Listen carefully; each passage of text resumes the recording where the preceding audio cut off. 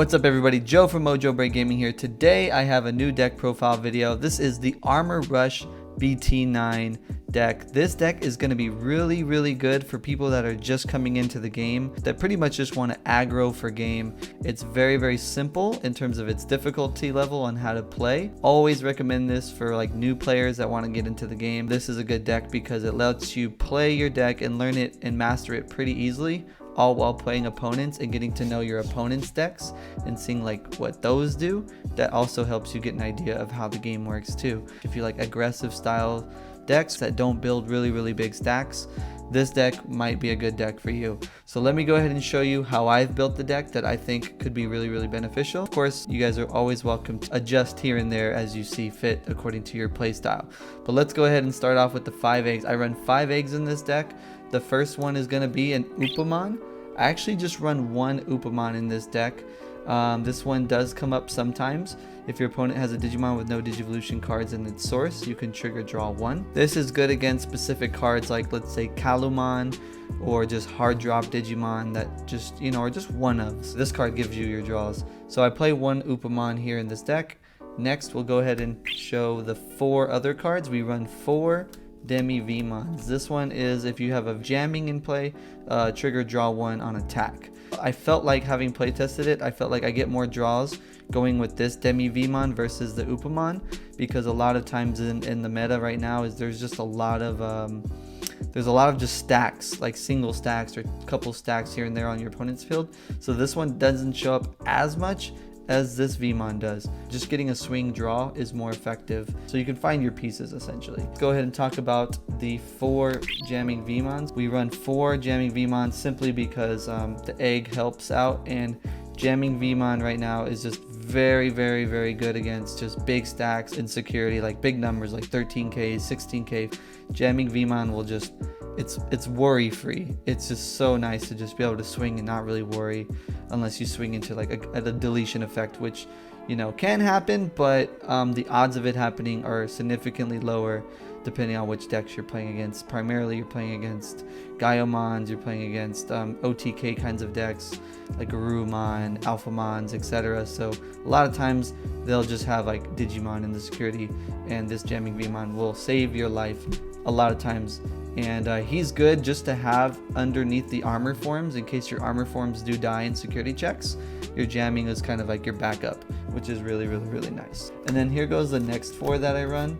These are going to be the BT8 Vmons. I prefer this one more than most of the Vmon on plays, because this one lets you draw 4, or your real top 4, and then you add a 2-color blue card. So it can be a Tamer like Ken and Davis, or it can be any of your armor form Digimon, or even the new Magnamon Antibody that's for this deck. So he's a really good searcher. I prefer him more than the other searcher, which I'll show you.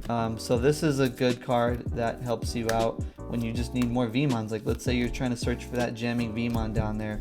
This 4, we run a 4 of this. He is reveal top 3, add 1 card with free in its traits. So Vmon, for example, or these Vmons, they all have free in their traits, or even the armor forms have free in their traits, which is really good too. So he's another way to search. He's a really effective searcher. The downside to this card, I will say, which might make you want to down him to 3 or something like that, is that he will bottom deck your level 7s. He'll bottom deck your option cards, sure, but he'll bottom deck also an important card, which is Magnamon Antibody, which is the BT9 Magnamon in this deck. He will bottom deck that, and that's kind of, sometimes you just got to be mindful of that in case you are looking for that BT9 Magna. He's probably a card that you just must proceed with caution if that's the case. That's why this one's probably your safer shot, because he can find you your 2 colors if that's mainly what your priority is. But we still run 4 and 4 because they're Vmons, they're good searchers, they're good to show up when you need them. So running 8 of those, and then 8 searchers, and then 4 jamming Vmons, that makes 12 rookies right here. Because it's an armor rush deck and it's not a big stack deck, I feel like I was able to run more rookies. So there's just 12 right there. So we're gonna also showcase the next 2 that we have. These is the EX1 Vmon. It's a really good card, especially when you combo it with either Magnamon or a Ken and Davis that's in play, where you suspend your Tamer. to unsuspend your 2-color Digimon. This will trigger an effect, gain 1 memory, and that can make your Evo a lot cheaper in case you have this in your stack and you push up, or if you slap down one of him on your turn and you're able to Evo off of him. He's just good for the inherent effect. So we play a 2 of him for that reason. He's good to show up at certain times, and he can kind of come in clutch when you need the memory. Next up, we play the 1 of. This is the starter deck 8 VMon. This one is basically a good inherent effect. We don't use the top one because it doesn't apply in this deck, the top of main effect, because there's no Ulforce Veedramons, but we do play the this effect here when attacking. If you have 7 or fewer cards in hand, trick or draw 1.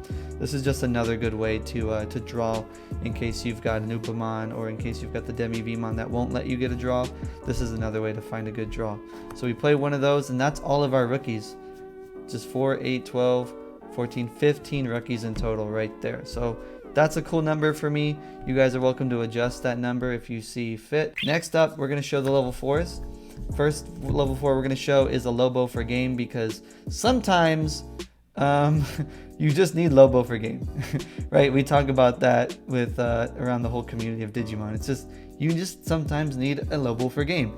And with this deck, there's quite a bit there's enough Tamers to get that Lobo for game. So we also play the 3 Flame Dramons here. We have 3 of them. The reason why we don't have 4 is because there's a more important card, I feel, that meets the deck's needs a little bit more. Just because also, the reason why I don't want 4, I also want to squeeze in 1 Lobomon here. So Flame Dramon's good. He gets you 8k. Sometimes it's the 8,000. It's a blessing and a curse, because you want 8k to swing over bodies, right? But you also want sometimes you want your armor form Digimon to die, and so you can digivolve back into another armor form, maybe unsuspend and swing again and get more aggressive. So it's sometimes he's good when you need him, when you have options in your hand of which armor form Digimon to digivolve into. Sometimes you'll pick another Digimon over this one, and the Digimon that I would sometimes pick over Flame Dramon is this card right here. It's a 4 of Lydramon, because he's a blue-green. That's one of the big reasons why we want to play him sometimes more, because if you have Ken and Davis in your field, and Lydramon's in your raising area, you can push up and gain the 2 memory simply because he's blue and green. He's 5k, which is sometimes a good thing, because if you swing into some stacks that have really strong Digimon, he can die, and then you can go into let's say a Flame Dramon by tapping Ken and Davis, and then evoing in for another 2, and you getting more swings. So especially if you play a Fire Rocket, right? So let's say you're at 3 memory, or let's say you're at 2 memory or 1 memory. You have Lydramon in security, you've got Ken and Davis, you push up Lydramon, Ken and Davis will trigger, you'll gain 2 memory, and you'll go to 3. Then you'll go ahead and play a Fire Rocket, because he's armor form. You'll go down to 2. You'll go for 2 checks. If you have the jamming Vmon and he dies in those 2 checks, he'll go to trash. You can then evo into Flame Dramon, unsuspend by tapping the Ken and Davis. You'll be at 0, but you'll still be able to get another 2 checks, totaling up to 4 hits in 1 swing. Very, very early. That can happen in like turn 2 and 3. Like, it could be very, very aggressive. And so that's why we like Lydramon, because sometimes you want him to die with Fire Rocket, but you want him to kind of get those as many checks as possible with some low DP. So it's kind of like playing to our benefit to be low. So that's kind of like a good combo, and that's why we like 4 of. And there's another reason why that I'm a fan of the green. Green is very, very important in this deck because of a certain card that I run. So there goes Lydramon. We got a 4 of there.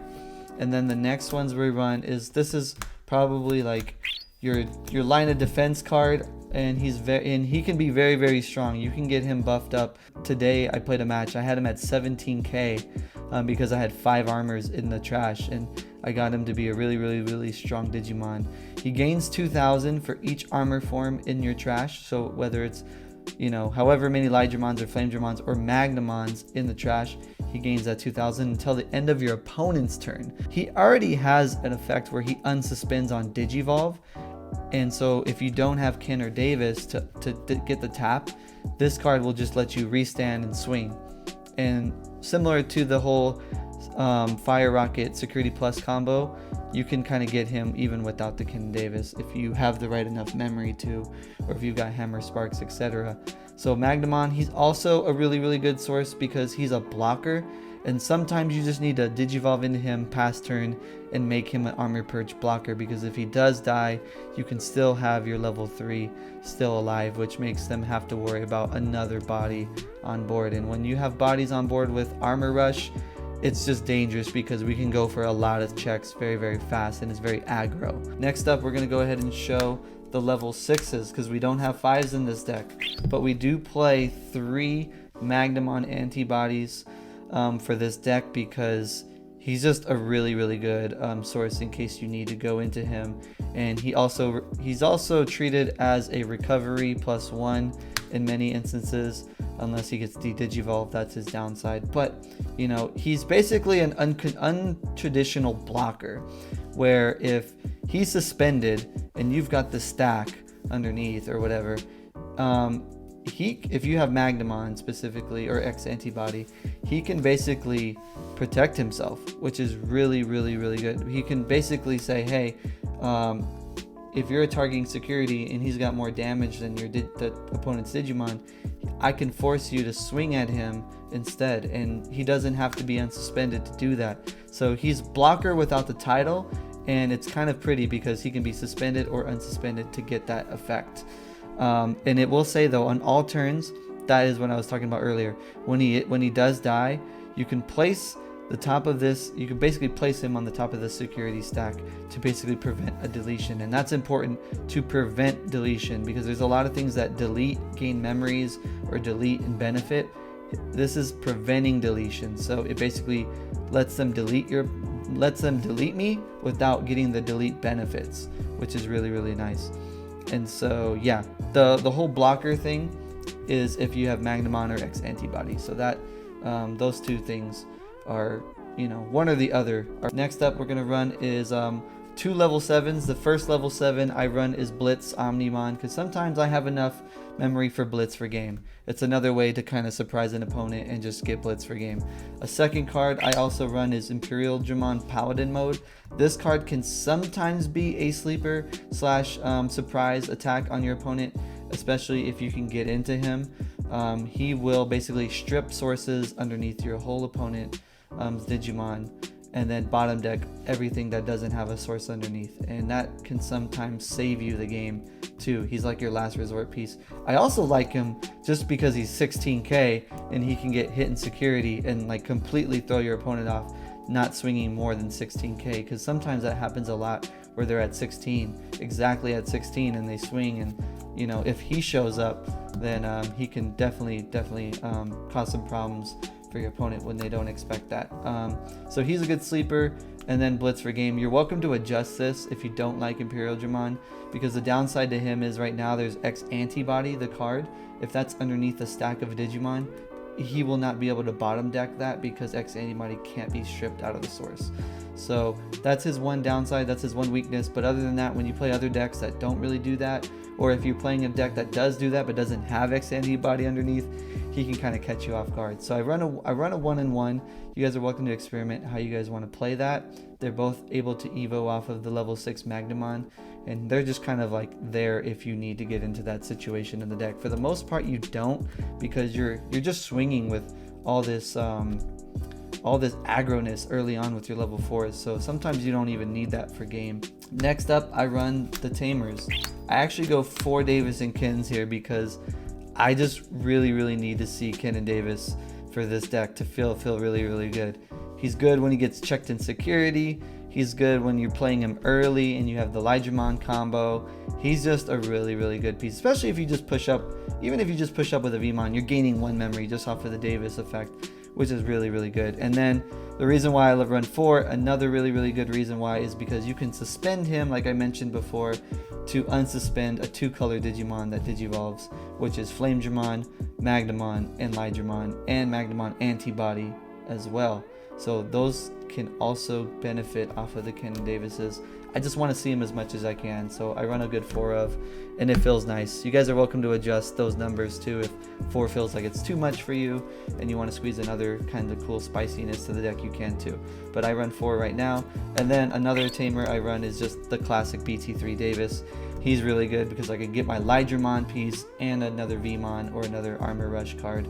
I could potentially get 2 cards off of this on play, which I really like, and I could pretty much get any of my Digimon other than the level 7s. So yeah, 2 of those, setting me to 3, and then comboing that with Ken and Davis, potentially putting me to 5 or 7 is just like super good. Next up, we run for options. These are all going to be options moving forward. I run 1 Ice Wall because it's a blue deck. Ice Wall is insane, good security effect, and good sometimes to just choke or, you know, potentially win you the game, because Ice Wall can limit to how many swings they can do to you, and that can really just make or break you in a certain match. So 1 Ice Wall. Next up, I run actually 3 Hammer Sparks. So Hammer Spark is just good in case I'm like 1 memory short with my Digivolve effects here, whether it's Magnamon or, you know, what have you. Hammer Spark's classic, gain 2 memory security, really nasty if they don't have a way to stop option cards in security. Those are really good cards to have. So that's currently what I have for those. Next up, I've got 3 Fire Rockets. I originally had 4 in this deck, but I downed it to 3 for a certain card, and you'll see which card it is. 3 is really 3 are just fine. They're really good to see, and he gets security +1 with those armor form Digimon, and that can just get you really aggressive, and this can sometimes just win you the game early because you're just getting way too aggro for your opponent to where they just can't handle you. And so this is really good. It also responds very well in security when you delete opponent's Digimon with blocker. That's one of the main struggles that this deck has, is blockers. If you can't deal with the blockers against your opponent, then it's going to be hard for you to go aggro, and it's going to be hard for you to get game. So if they do end up going aggro against you, and you know they're taking the lead, this guy can get checked in security, can sometimes sway the battle, and yeah, killing blockers security is actually really nice. It's just so freaking good for a 1-drop, and that's another beauty. It's a 1-drop, and that's really nice. Next up, I run 2 Awakening of the Golden Knights because sometimes I have the wrong level 4 in the stack and I have the level 6 Antibody, and this card will let me Digivolve from, let's say, a Flame Dramon into a level 6 Magnamon Antibody, which can just really do good things. Also, this allows me to even Digivolve from my Flame Dramon into a Magnamon. Sometimes I do that just to give myself double armor purge and just kind of get myself extra security, or sometimes I'll do this to unsuspend and swing for game. He's another good way to just evo and find, you know, it's pretty good tricks to get into your Magnamons and stuff like that, especially if you want to just skip the whole process and go to your 4 to the Magnamon Antibody, then go into your 7. He's a good shortcut. So I like him without having to like delete your armor form and then do the whole process over again. Awaken of the Golden Knight is really good just to get into your Magnamons. And he's cool because he lets you return a Magnamon from your trash to the hand if you get security checked, which is pretty nice too, because sometimes you'll need Magnamon, your blockers, to keep yourself alive for 1 more turn to get game. Next up, I go to Needle Sprays. 2 Needle Sprays because I am honestly not interested in wiping my opponent's Digimon off their board, mainly because my whole concept of this deck is I'm gonna be out aggressive. I'm gonna out aggro you in the battle, and a lot of times is those Mega Deaths, those 5-drops that you suspend an opponent's Digimon and return that to hand. Sometimes that's just 2 memory. It's a 5-drop, and sometimes I don't want to give them 5, or that almost always passes turn in most occasions, and especially with the Gaiomon deck or with the War Greymon deck, they have that Greymon protection. The Megadeth isn't gonna really do much in that situation. So if I can Needle Spray you to 2 and I still have enough memory to evo and go aggro and get game, Needle Spray is sometimes just enough. Sometimes Needle Spray is just to get the blocker out of the way and let you get into the security and finish off the match. That's why I choose Needle Spray over Megadeth. it's just honestly good, and it activates in security, and it goes to your hand in case you need to use it for the later end game matches. So Needle Spray honestly has won me a lot of games. It's worked. I tested it to see if I liked it better than the Megadeth. It's better. I like it a lot. So Needle Spray, that's kind of a curveball for the deck. And then I also run a cool 1-of armor texture. This card is really good for security too. If it gets checked in security, I can play a level 3 Digimon with free in its traits from my trash or my hand.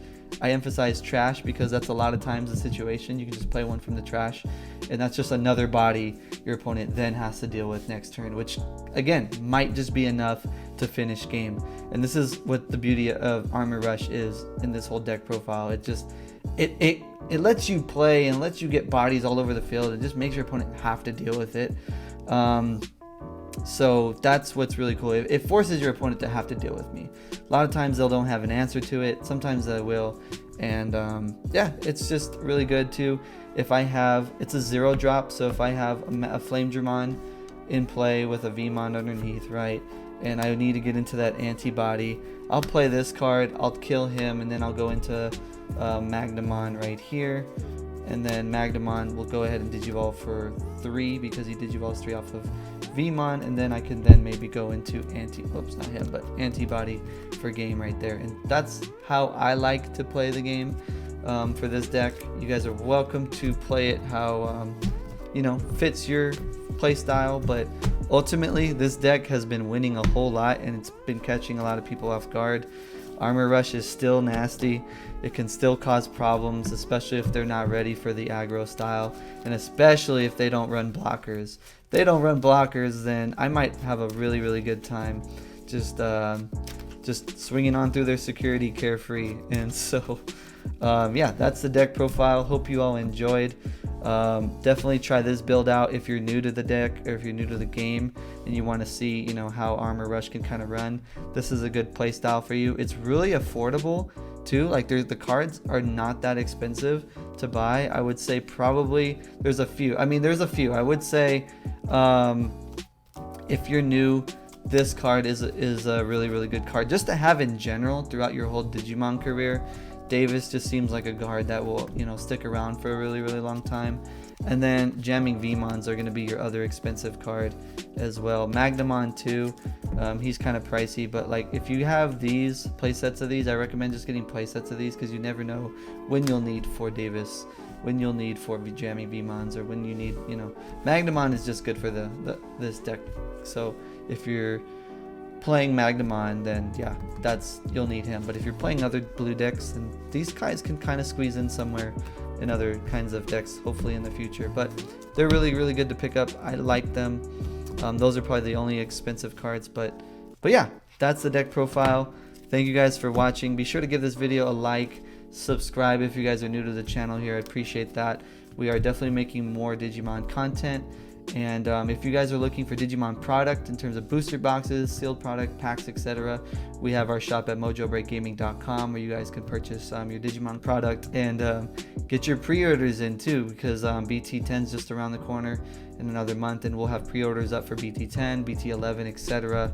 We're big supporters of the Digimon channel. Also, if you guys like playing Digimon tournaments, we host them weekly on Tuesdays at 6:30 Pacific Standard Time every Tuesdays, and if we have 8-player minimum in the tournament, we give first place a booster box in our tournament. Second place gets good packs, and then third place also gets good packs. Everybody gets 1 pack of participation. So yeah, and you guys are always welcome to join the Discord. Links in the bio. And if you ever want to play test, run certain matches, our community is really awesome, amazing people, and are nothing but good vibes, good energy, and are always down to help you guys practice and get better. So thank you guys for watching. That's all the info I got for today's video. Thank you all. I'll see y'all next time. Peace.